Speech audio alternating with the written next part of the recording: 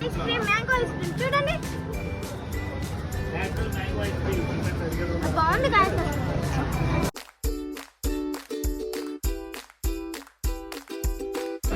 నల్లబడి మనతో ఎవరున్నారంటే కాకినాడ చిన్నోడు వాళ్ళ